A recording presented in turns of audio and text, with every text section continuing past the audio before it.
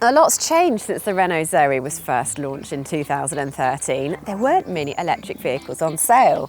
The only Tesla was the low-volume sports car based on the Lotus Elise, and the only other mainstream full EV was the first Nissan Leaf, and there were fewer than 1,000 public charging stations. Now, more than 15% of new cars sold are EVs. Almost every major manufacturer offers a range of electric models, and there are more than 25,000 public charging locations around the UK. And yet the Zoe, in many ways an EV pioneer, soldiers on.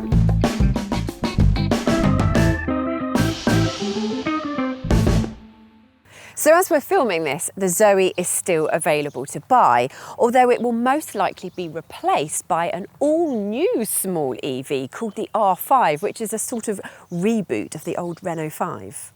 For now, though, the Zoe remains available for you to walk into a Renault dealer showroom and buy brand new.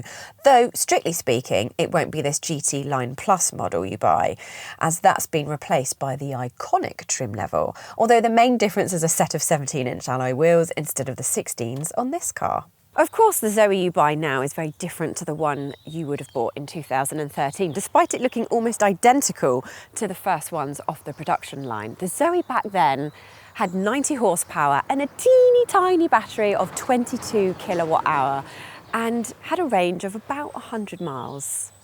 It's since been treated to a series of upgrades in terms of both its motor and its battery pack, and the Zoe now comes with a 135 horsepower motor and a 52 kilowatt hour battery, which is enough for an official range of 239 miles, or somewhere around 180 to 190 miles in real world conditions, which is on a par with a Peugeot E208 and a Vauxhall Corsa E and an MG4. And it's there or thereabouts on the price as well. It is £32,000 for a top spec model car and just under £30,000 for an entry-level model car, which is about £2,000 cheaper than the Vauxhall and the Peugeot.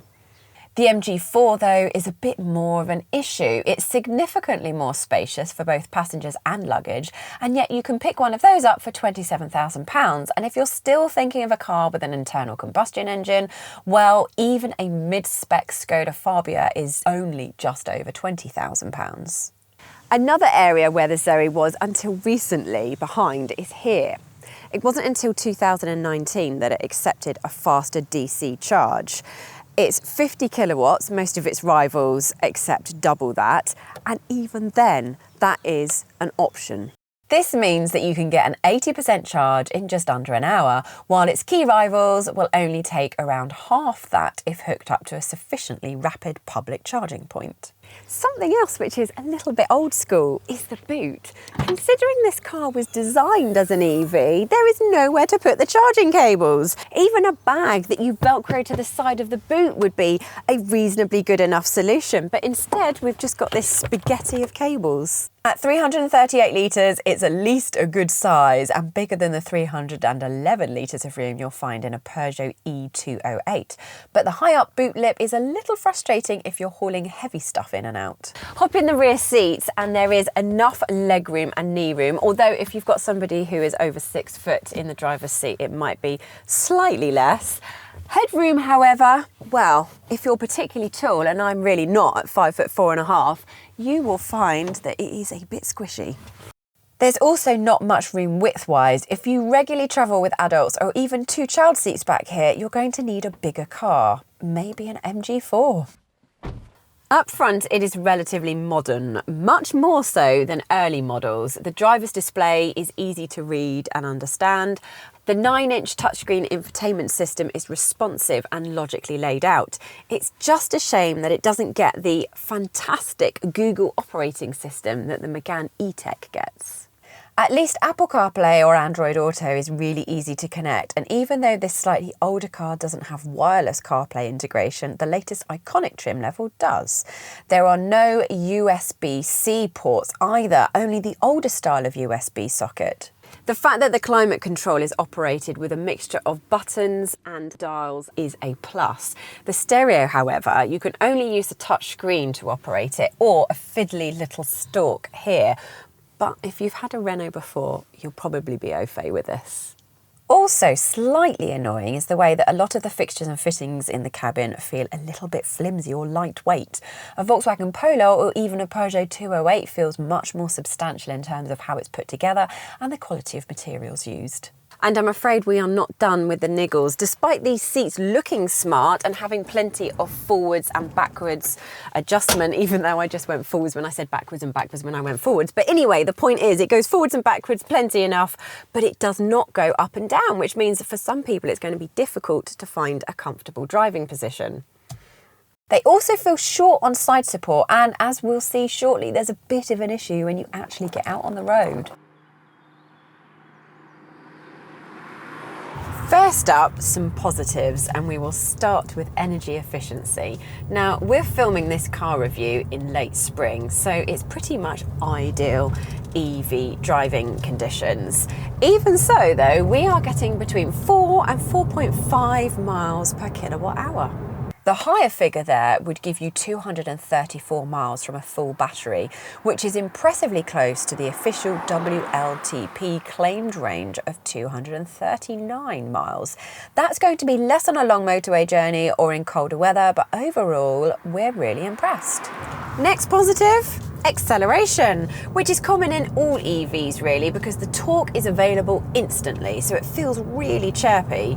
0 to 60 is 9.5 seconds, but in reality it feels quicker than that because it feels very speedy, up to about 45 miles an hour. Above that, acceleration tails off, but it's still happy to keep up with motorway traffic, even though top speed is limited to 87 miles per hour. And the Zoe is quiet and comfortable at motorway speeds. For Zoe fans, I'm afraid that is where the praise ends. The ride, for example, isn't great. It's a softly sprung car, which should make it comfortable, but it just isn't set up quite right, so it kind of bounces and hauls its way along the road and never really feels truly settled. Worse still, it's flummoxed by rough road surfaces, which send vibrations and shakes through the cabin. And that, unfortunately, highlights another issue with the Zoe. It doesn't feel all that substantial or all that well put together. For example, on this test car, the doors creak and everything feels just built down to a price. That's partly to keep it lightweight, but at more than 1,500 kilograms, it's not really that light. The now discontinued BMW i3 was more than 150 kilograms lighter. We haven't mentioned handling yet, and yes, you've guessed it, we don't have much praise for that either. It feels quite top heavy when you turn into corners, and the steering is so light it doesn't exactly fill you with confidence in its ability on a winding country road. And those seats we mentioned earlier, well, the shortage of side support means you end up hanging onto the steering wheel to hold your position in the seat in faster cornering, and that will feel even worse for your passengers. Okay, that is quite the list of complaints. Maybe we can forgive the Zoe. It is quite an old car, it's impressively efficient, and it does have a big boot. But it's £32,000 and it's up against some more competent, more resolved electric vehicle rivals such as the Peugeot E208. And if you're a bargain hunter, there's the very capable and multi-talented MG4, which we can't overlook. The Renault Zoe was an EV pioneer in its day, but perhaps now the time has passed for this car. What do you think? Is the Renault Zoe out of this world or just out of time?